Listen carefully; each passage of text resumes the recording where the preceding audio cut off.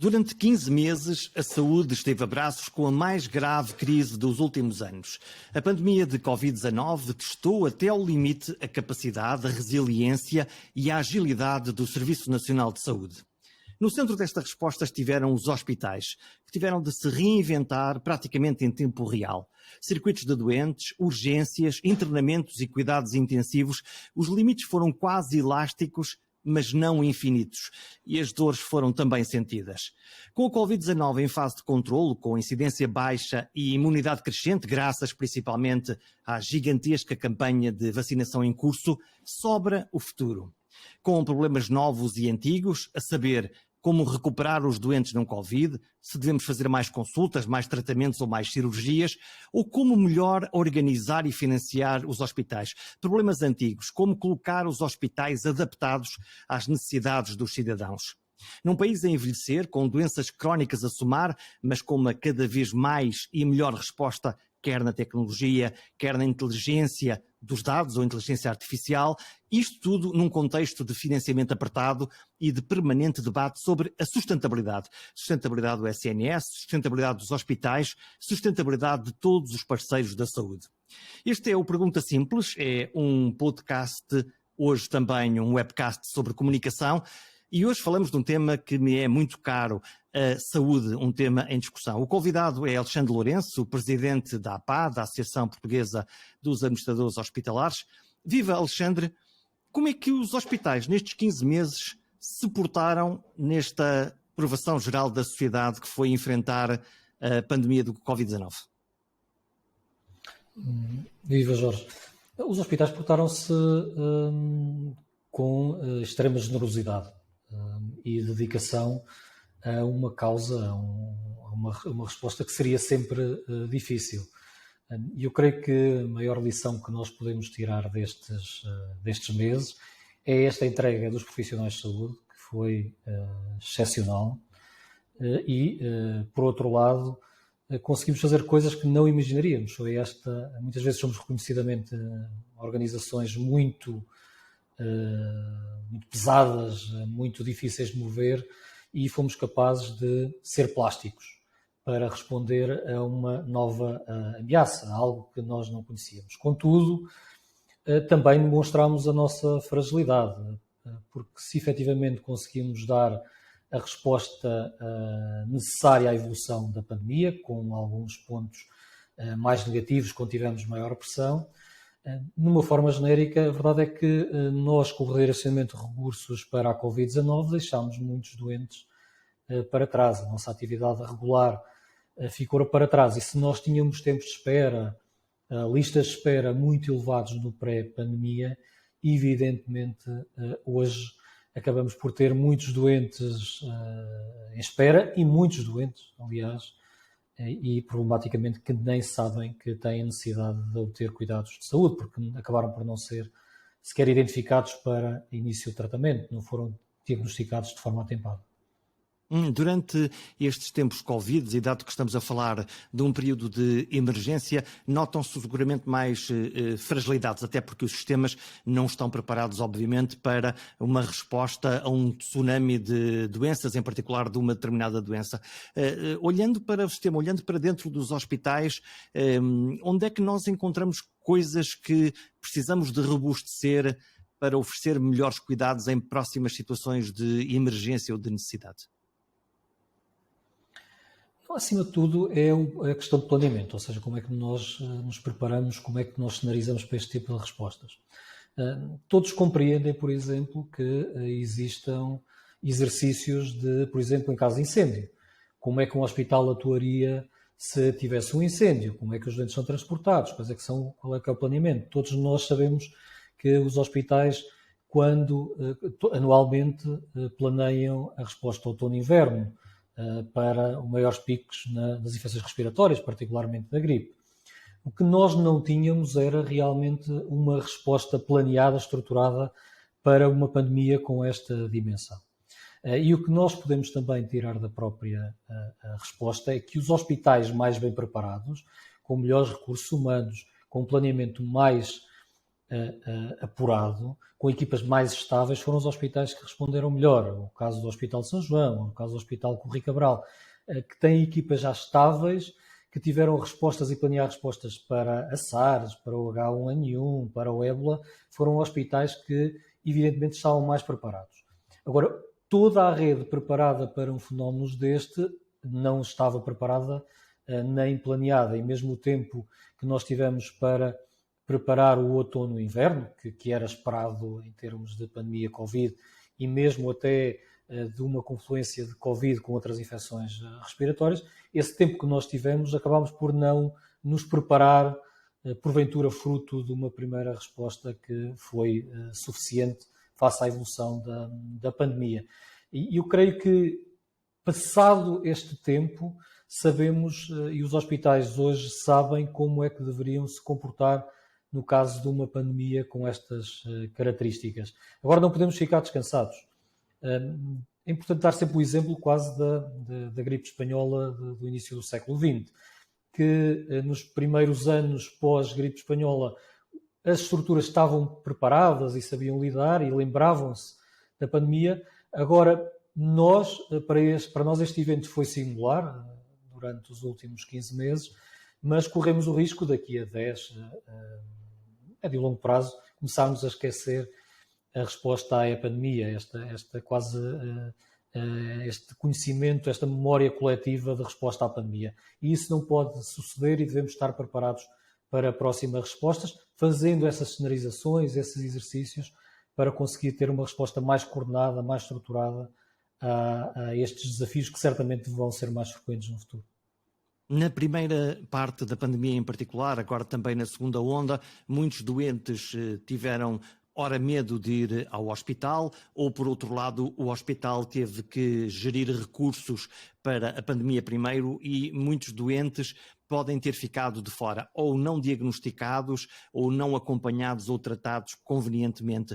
O que é que podemos fazer para recuperar estas pessoas, estes cidadãos que necessitam, obviamente, do acompanhamento e de ser tratados a tempo e horas? Neste momento existe aqui uma urgência de identificar prioridades. É evidente que não se consegue ir a todas as áreas ou reativar todo o sistema. Uma das prioridades que já está identificada e que não é de agora é a questão dos cuidados de saúde primários, que são a base do nosso sistema de saúde. Sem os cuidados de saúde primários, os centros de saúde terem capacidade para diagnosticar precocemente doenças do foro oncológico, doenças cardiovasculares, doenças endócrinas, sem terem capacidade já de acompanhar os seus doentes crónicos e mitigar os efeitos dessas doenças crónicas, controlar essas doenças crónicas, todo o sistema acaba por ter grandes dificuldades de resposta. Reparem que é muito simples perceber, é que os hospitais são praticamente entidades passivas. Apesar de termos um serviço de urgência aberto para emergências, evidentemente, dependemos muito e a nossa atividade depende dos doentes que nos são referenciados. E se nós tivermos essa porta de entrada do sistema, que são os cuidados de saúde primários, os cuidados de saúde primários fazem mais de 40 milhões de consultas ano, quanto os hospitais fazem cerca de 10 milhões, portanto, fazem 4 vezes mais. Se os cuidados de saúde primários estão muito limitados no seu campo de ação, evidentemente nós não vamos diagnosticar precocemente e atuar precocemente para ter mais possibilidades de sucesso terapêutico. Daí que é importante ativar esta função. Não é só ativar o médico de família, os enfermeiros de família, que mesmo neste momento estão muito direcionados para o programa de vacinação, e é um problema que limita muito a capacidade, temos que também reinventar-nos um pouco e encontrar novas soluções. Uma das soluções que temos vindo a lançar é, por exemplo, lançar modelos mais automatizados, mais ágeis de rastreio oncológico, facilitando a prescrição e a indicação para realizar mamografias ou outro tipo de exames nestas áreas, enviar estes doentes imediatamente para laboratórios que possam fazer estes exames, laboratórios ou clínicas de radiologia, e depois imediatamente fazer esta referenciação para os hospitais. Este tipo de instrumentos pode agilizar em muito a identificação precoce de muitas patologias e de imediatamente referenciar estes doentes para os hospitais especializados. Ou seja, evitando e encurtando o prazo de tempo mediado entre uma ida ao médico de família, a ida à clínica, depois voltar ao médico de família, depois voltar a fazer a referenciação para o hospital, ou seja, evitar aqui grande parte do percurso. Depois, por outro lado, nos hospitais é necessário realmente encontrar aqui soluções de aumento da oferta de cuidados, de realização de atividade muitas vezes fora dos horários convencionais, para realmente termos um aumento do volume dos cuidados prestados, que são cuidados que são necessários neste momento. É antecipável que nos próximos anos, e nós estamos sempre a falar de ganhos em saúde, no fundo o sistema de saúde promove ganhos em saúde, que possamos a ter retrocesso em algum tipo de doenças ou tipos de doentes que, por não ser possível responder dentro dos tempos a que estávamos habituados até agora e que recuperaremos no futuro, que possa haver uma curva descendente e depois ascendente dos ganhos em saúde? Esperança média de vida, claro, e tudo o resto. É por demais evidente que mesmo com a Covid vamos ter uma redução da esperança de vida e mesmo também uma deterioração de muitos indicadores relacionados com outro tipo de patologias. O aumento de morbilidade e aumento de mortalidade é claro. Aliás, nós já tivemos indicadores ao longo do ano de mortalidade excessiva, não explicada pela infecção, diretamente pela infecção Covid. Mas, evidentemente, temos aqui um conjunto de patologias, já vários clínicos têm dado nota de que os doentes acabam por chegar aos hospitais em estados mais avançados da doença oncológica. Temos indicadores já a nível europeu também de falta de acesso a cuidados para doentes com tuberculose, quer diagnóstico, quer de início de tratamento, mesmo falhas de tratamento para doentes com tuberculose multiresistente. Temos indicadores também que começam a ser mais assustadores na área do acompanhamento de doentes diabéticos e das complicações da diabetes. Temos também indicações sobre fenómenos relacionados com a própria hipertensão. Portanto, temos aqui um conjunto de patologias que vamos ver alguma deterioração do seu estado. E, aliás, seria expectável que isso acontecesse. Aliás, era preciso ser demasiado otimista para pensar que nada disto teria implicação. Nós não podemos terminar um ano com menos milhões de consultas médicas realizadas sem isso ter efeitos sobre a saúde dos portugueses, ou menos 100 mil cirurgias, ou menos 400 mil pessoas rastreadas para os 3 cancros que nós temos prioridade a nível nacional. Portanto, era expectável que existisse e é expectável que exista esta deterioração dos indicadores de saúde. Compete-nos agora, neste momento, a todos nós, é mitigar esses efeitos. O plano de saúde, o plano de recuperação europeu inclui a área da saúde, o chamado PRR, ou lato sensu, a bazuca europeia de investimento público por parte de fundos, ora a fundo perdido, ora empréstimos da União Europeia. Esperas que chovam milhões na saúde? Eu gostava que nós tivéssemos uma percepção mais dos resultados do que dos inputs, do que estamos a colocar no sistema. E seria mais importante nós conseguirmos perceber que com este investimento o que é que nós vamos conseguir no final. Que impacto é que isto vai ter na saúde dos portugueses? No plano de resiliência existem aqui várias áreas de atuação. Eu destacava a questão da saúde mental, que é realmente relevante, mas há uma crítica que nós temos vindo a fazer, que é do facto do plano apresentado ser uma súmula dos investimentos não realizados nos últimos anos, não perspectivando a necessidade de redefinir o modelo de cuidados. Nós, em 2021, enfrentamos desafios bastante diferentes dos desafios que enfrentávamos no ano 2000. E isso é perceptível para todos. A sociedade alterou-se muito, a nossa forma de viver, a nossa forma de encarar a nossa vida social. E é daí que nós devíamos estar a preparar um sistema de saúde projetado para o futuro, focado na digitalização, na prestação de cuidados de saúde de uma forma remota, mais perto do domicílio, baseado na medicina de precisão, na prevenção e não nas estruturas de cuidados agudos. E essa resposta não é dada por este plano.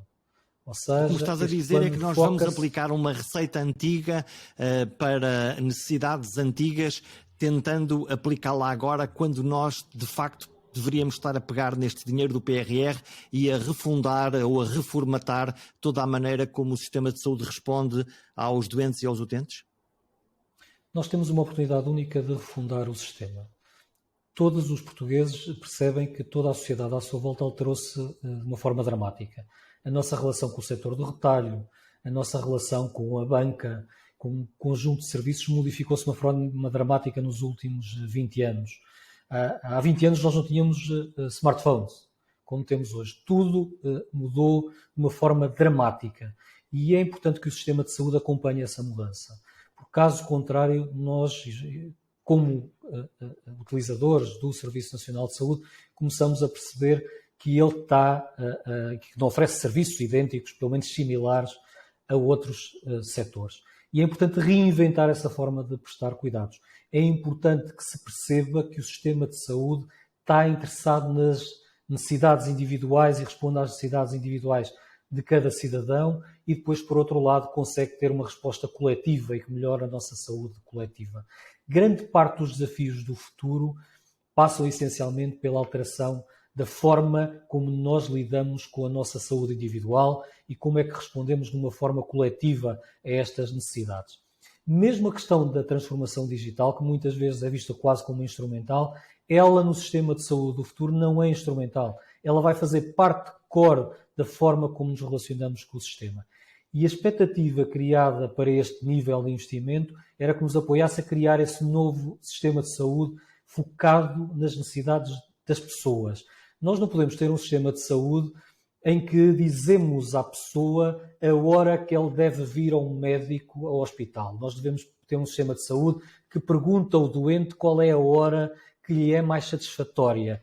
O sistema de saúde não pode estar centrado nas suas necessidades e nas suas preocupações individuais, deve estar centrado em responder às necessidades do cidadão. E é essa refundação do sistema que é esperada nos próximos 10 anos. É essa refundação de responder às necessidades concretas do cidadão, às necessidades individuais e sociais. Se nós perguntarmos hoje a um português de uma idade entre os 50 e 60 anos, grande parte das preocupações estão relacionadas com os seus progenitores, como é que lidam com as pessoas mais velhas, mais envelhecidas da sua sociedade, onde é que o pai vai ter cuidados de saúde, onde é que tem cuidados sociais, como é que concilia a sua vida laboral com cuidar dos mais velhos e cuidar dos mais novos. E o sistema de saúde deve ser capaz de dar essa resposta.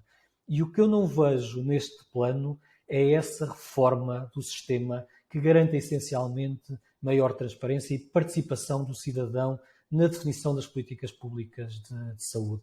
E eu creio que essa é um sinal de maturidade que nós temos que dar nos próximos anos. É ouvir as pessoas e responder a estas necessidades individuais e concretas, ao invés de muitas vezes estar preocupado na própria organização e nas respostas internas às nossas equipas, à nossa estrutura, à nossa capacidade de resposta. E aí sim, é necessário a força que foi necessária para reinventarmos para a resposta Covid, é necessário ter essa força para nos reinventarmos, para dar resposta às necessidades individuais dos cidadãos. Quando falamos do saúde digital, o e-health, pergunto-te, isto da saúde digital é o quê e porquê que ela é importante para mim ou para os meus pais, dado que falamos dos progenitores, ou para os meus filhos? É importante para marcar uma consulta? É importante para ver o meu médico numa videoconferência? O que é isto da telemedicina no teu conceito, naquilo que tu achas que devia estar a ser pensado e aplicado em Portugal nos próximos anos?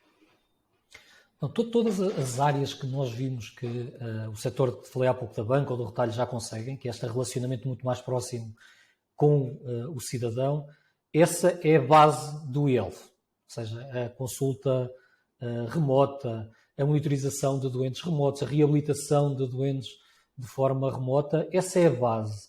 Agora imaginem um sistema de saúde que me consegue informar, dizer a sua tensão arterial traz-lhe o risco de. a refeição que tomou hoje está a demonstrar uma glicemia demasiado elevada, contacte o seu médico. Nós estamos a falar de um sistema proativo que nos dá informações para sabermos como nos devemos comportar, como devemos utilizar o sistema de saúde. Esta questão da criação de modelos de inteligência artificial, de modelos preditivos no nosso comportamento individual, tem um ganho incomensurável. A partir de setembro, tudo indica que vamos ter os primeiros smartwatches com medições de glicémia. O poder destes dados de informar alguém que pode ter diabetes, tem um risco enorme de ter diabetes daqui a 10 anos, imaginem a influência que isto tem no comportamento concreto de cada um de nós. Mas, para além disso, é ter a capacidade de prever episódios que nós consideramos agudos e inesperados e conseguir prevê-los com graus de probabilidade. Isto tem um poder enorme na proatividade do sistema de saúde, como é conhecido, é muito passivo e passamos a ter aqui uma possibilidade de gerir a saúde de uma população de uma forma global. Esse sistema do futuro está ao virar da esquina. O que outros países estão a fazer este caminho. Portugal, neste aspecto, e a Europa não podem ficar para trás. Porque realmente o que nós estamos aqui a falar é de saúde e a saúde ajustada a toda a nossa vivência social, permitindo melhor qualidade de vida, melhor emprego, mais crescimento económico. E, essencialmente, dar vida e qualidade de vida aos nossos anos. Com esses dados vamos todos seguramente, se tudo correr bem, portar-nos com mais juízo, controlar os nossos indicadores de saúde, poder comer melhor, poder fazer desporto, estar alerta para estas questões, mas isto importa também do lado do sistema também um ajustamento, um acolhimento e depois saber o que é que pode fazer com esta quantidade infinita de dados que pode ser gerado. Lá está, com os relógios, com pulseiras de monitorização, com tudo aquilo que for inventado nos próximos tempos. Imaginem o seu médico que consegue ver o seu genoma, o risco que pode ter, os seus comportamentos, os dados monitorizados e o impacto que vai ter na qualidade da decisão médica, no relacionamento entre o médico ou profissional de saúde, de uma forma genérica, e o doente. Nós estamos a falar essencialmente de uma nova forma de prestar cuidados de saúde. Agora, evidentemente, está, como disse há pouco, ao virar da esquina. E isso vai ter um impacto enorme na forma como nós vemos os cuidados de saúde. Certamente os hospitais vão ser diferentes, vão ser hospitais mais vocacionados para o ambulatório. Vamos ter outros prestadores de cuidados que neste momento não estamos a imaginar, prestadores de cuidados que nos apoiam no nosso dia-a-dia, que nos dão informações. Estamos a falar essencialmente de um sistema de saúde centrado em cada um de nós e que nos aconselha, não nos prescreve, trabalha connosco como um consultor e não como um prescritor. Já que estamos a falar de dados, de quem são os dados? Dos cidadãos, dos doentes, dos hospitais, do sistema, do Estado ou de quem os apanhar? Os dados são de cada um de nós e só nós é que podemos dar autorização à utilização destes dados. O que não podemos esquecer é o poder desses dados para a nossa saúde coletiva. E dados perfeitamente anonimizados podem ser utilizados para o desenvolvimento destes modelos preditivos que eu falava. Apesar destes dados são individuais, é necessário esse consentimento individual para tratar esses dados, mas evidentemente o poder desses dados é enorme. Mesmo no contexto europeu, fala-se hoje quase de um Health Data Lake, um conjunto de dados dos cidadãos europeus podendo ser utilizados para estes novos modelos de prestação de cuidados. Aliás, como outros países já o fazem, como, por exemplo, Israel já o faz. Este poder dos dados tem um potencial enorme nesta transformação, de transformar os cuidados de saúde mais efetivos, mas, acima de tudo, o sistema de saúde se focar na prevenção e não nos cuidados agudos. Falamos há bocadinho da bazuca europeia, do PRR. A primeira parte das notícias dava conta dos milhões da Europa, mas a segunda parte das notícias, que vieram semanas depois, falaram de uma coisa que é muito parecida ou recuperada das receitas da Troika. No fundo, necessidade de reorganização hospitalar, concentração de serviços, nomeadamente de urgência e talvez outros, e também de controlo financeiro. Isto na tua cabeça quer dizer o quê? Quer dizer restrição financeira? Quer dizer apertar o cinto outra vez, de uma forma muito clara e direta? Está mais relacionado com o foco que se dá ao tema do que da necessidade. O equilíbrio económico-financeiro está sempre presente. Muitas vezes nós podemos, é como nas nossas vidas pessoais. Hoje vou gastar mais neste jantar, mas amanhã o meu almoço vai ser mais comedido. E eu creio que aqui é um bocadinho isto. Nós vivemos aqui um pouco ciclicamente, quase ciclotímicos. Agora esbanjamos, agora poupamos, em vez de ter uma política transversal que assegure sempre esse equilíbrio. Este PRR, mais uma vez, mesmo nestas medidas, revisita e recupera medidas que são discutidas, evidentemente, há mais de 10 anos e que muitas delas estavam elencadas no memorando de entendimento do Programa de Ajustamento Económico-Financeiro. O que me parece aqui é que falta-nos aqui uma parte. É que estes desafios que nós enfrentávamos há 10 anos, hoje estes desafios estão diferentes e nós continuamos a recuperar as medidas do passado. Nós hoje devíamos estar a pensar na resposta da rede hospitalar nesta lógica já da transformação digital, no desenvolvimento dos cuidados remotos, não de uma lógica infraestrutural como ali está exposta. E é essa a falha, é essa falta de ambição que é retratada recuperando medidas, e que isso é preocupante, é recuperando medidas do passado, quando hoje podíamos estar a assegurar os mesmos efeitos com medidas viradas para o futuro. Os administradores hospitalares estão, quando falam do financiamento, preocupam-se, e é voz corrente, falar de duas coisas. A primeira é da sua capacidade ou da sua autonomia para poder contratar recursos humanos ou para fazer escolhas se é uma determinada estratégia ou outra, por um lado, e por outro lado a questão do financiamento, que é o pagar aquilo que é justo, a melhor maneira de pagar uma determinada coisa. Estas questões da autonomia e em particular depois do financiamento, de um pagamento quase, ou de um orçamento não por valor histórico, mas associado à capacidade de gerar bem em saúde ou ganhos em saúde, é uma questão que já está resolvida? Não é uma questão que nem está resolvida do ponto de vista teórico, nem do ponto de vista prático.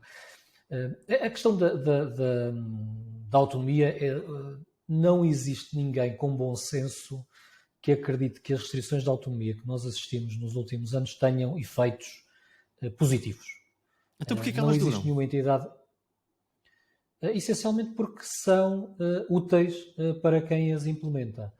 Porque esta forma de gerir um orçamento é útil do ponto de vista do tesoureiro, do contabilista. Não são úteis para o sistema, para os resultados do sistema, nem para os resultados que o país pretende atingir, mas são úteis para quem ocupa a pasta do tesoureiro, porque chega ao final do ano e diz: eu cumpri com a meta, mesmo que não tenha cumprido. É que esta forma de gerir, essencialmente com uma tentativa, de um lado, restringir a despesa por uma restrição de tesouraria, chega a uma conclusão, é que, evidentemente, em termos de caixa, só se gasta o que se pagou. Nós podemos e chegamos ao final do ano com um conjunto de dívidas, mas na prática, para a avaliação das finanças, só conta o que se desembolsou. E este é o erro basilar desta abordagem, sendo que tem efeitos perversos e cria incentivos perversos a todo o funcionamento do sistema. Aliás, se houve alguma coisa que logo no início da crise pandémica, que foi tomada como chave, que foi chave para toda a resposta ao longo dos últimos 15 meses, foi a libertação da possibilidade dos hospitais, e digo libertação no sentido claro da palavra, que os hospitais foram libertos para poder contratar profissionais de saúde. Se isso não tivesse acontecido em fevereiro de 2020, teríamos tido dificuldades imensas, ou muito maiores dificuldades em responder à pandemia. Por outro lado, a questão do financiamento é uma questão bastante complexa que foi abordada já em várias fases do nosso desenvolvimento do Serviço Nacional de Saúde, que devo dar nota que sempre existiu um consenso alargado na separação do que é a prestação de cuidados e do que é o pagamento de cuidados, principalmente dos dois grandes partidos representados na Assembleia da República, pelo menos desde o início dos anos 90. Contudo, nunca existiu passo para permitir essa separação do pagador-prestador e garantir eminentemente uma política ágil que permita criar incentivos para um aumento de eficiência do sistema. Aliás, vimos até esta discussão hoje polémica sobre as parcerias público-privadas, que na prática tem uma separação clara entre quem paga e quem presta, sendo que naquele caso estamos a falar de uma gestão privada de um hospital público. Ora, o que os hospitais têm vindo a pedir ao longo do tempo é um modelo desses para gestão direta do Estado e que não têm garantido. Portanto, não é surpresa que o relatório do Tribunal de Contas venha dizer que as PPPs são mais eficientes. Sim, são, porque têm instrumentos muito melhores, de maior agilidade do que os hospitais em gestão pública do Estado. A quão distantes estamos nós da implementação de um pagamento de prémios ligados ao valor, aquilo que chamam os value and outcomes, estou a usar duas palavras em inglês, mas que no fundo são o pagamento em função do valor criado para o sistema de saúde, nomeadamente as tecnologias? Para todos percebermos, estes conceitos começam a ganhar alguma robustez na primeira década deste século, principalmente naquela ideia de que o que nós mensuramos e o que pagamos nos serviços de saúde são subprodutos, ou seja, estamos a pagar algo que não é um produto final, e começa a existir, do ponto de vista teórico, um conceito que nós devíamos remunerar, não uma cirurgia, não uma consulta, mas o ganho que nós temos na obtenção dessa consulta. A isso chamamos valor. Que valor é esse? Que valor acrescentado é esse? É a pessoa recuperar o seu estado de saúde, é a pessoa não adoecer, é a pessoa ter mais autonomia. Essa remuneração do valor é interessante do ponto de vista teórico, tem dificuldades de implementação do ponto de vista prático. O que nós tentamos fazer com vários parceiros é ter projetos que nos permitam demonstrar que esta é um caminho que devemos seguir e temos vindo a fazê-lo na Conferência de Valor APA. Vamos apresentar resultados de um projeto que temos no IPO do Porto, em conjunto com a Rocha e com a Equivia, na área do cancro do pulmão, e que vamos apresentar, por exemplo, resultados nesta área. Como é que medimos resultados? Não só do ponto de vista de resultados clínicos, mas também resultados do ponto de vista do doente, do que é que o doente valoriza, do que é importante para o doente, do que é que o doente experiencia. E são formas de começarmos a dar estes passos. E em Portugal começamos a dar passos grandes neste sentido. Agora, convenhamos, existe aqui um caminho longo. Para além disso, para além desta questão do valor, também temos que perceber o individual, temos que falar do valor coletivo. E faz sentido também começarmos a pensar em remunerar de acordo com a evolução do estado de saúde de uma comunidade específica. Isto está a ser feito em vários países. Pode ser feito em Portugal, por exemplo, no caso das unidades locais de saúde, que há uma responsabilidade sobre a saúde de uma população que reside numa determinada área geográfica, e se aquela população melhorar o estado de saúde, se reduzir, por exemplo, os infartos agudos do miocárdio, se tiver menos recém-nascidos de baixo peso, se tiver menos obesidade, podem existir aqui também programas que vão valorizar esses ganhos. Estamos a fechar esta entrevista. A última pergunta para ti é: daqui a 10 anos, o que é que tu esperas encontrar no sistema, serviço, no que for, não interessa, no sistema de saúde português como cidadão? O que é que tu esperas que aconteça daqui para lá, para quando chegarmos daqui a 10 anos, te possa o sistema, o serviço, oferecer-te o quê? Espero um sistema que não é a mim que deve-se oferecer, é aos portugueses. E, por um lado, que não tenhamos a oferecer, essencialmente, equidade no acesso a cuidados de saúde.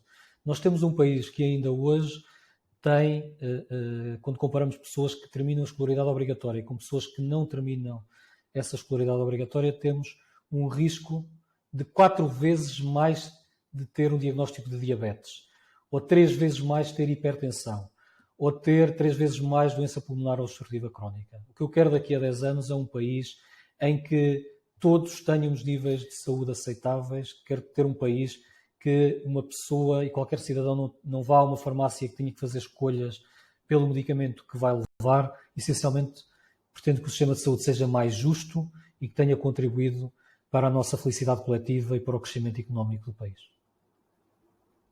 Perfeito, muito obrigado. Alexandre Lourenço é o convidado deste Pergunta Simples, numa edição para falarmos da maneira como os hospitais preparam o futuro e as melhores respostas para os cidadãos, no fundo, para todos nós.